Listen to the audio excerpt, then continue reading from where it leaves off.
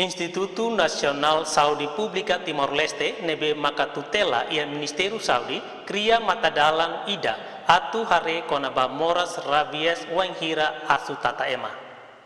Questão ne hato si presidente Instituto Nasional Saudi Publika Timor Leste Merita Monteiro ba jornalista sira ihak nyak narfatin Comoros estane. Nyadihan encontro lorong ohin Instituto Nasional Saudi Publiku iha Ministerio Saudi ne okos kolabora ho parceiro sira hanesang Australia menzies nomos sira seluktan.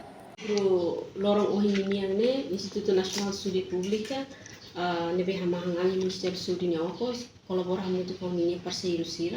Lili governo Austrália, liu se de fato mostra nem parceiros implementadores de selo conexão PhD, Mensis, no mostra selo tá, inclui Ministério da Agricultura e OMS, convoca encontro de reunião ato socializa matadalo fonida, nebe que Instituto Nacional de Saúde Pública serviço muito ko emasir oi haltemine.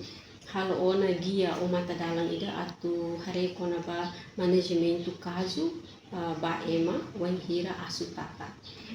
Tambah ia preocupação nessa carga itu pode ser moça tenona iha nação vizinho itene Indonesia lili Nusa Tenggara Timur relata ona caso positiva ba rabies ou raiva nebe que halo mos ema balu mate iha neba tambane Ministério da Saúde e o Instituto Nacional de Saúde Pública halo esforço toma que bele cria matadalang idane o hindorong ami halo encontro socialização nós faz informação de clitang lili guia unsa halo notificação nós halo tratamento ba emasira nebe que cari asutata nós afo vacina nebe que depois asutata.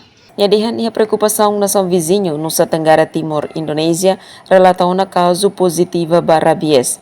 Moras idane halo ema balong mate tambah asu magtata.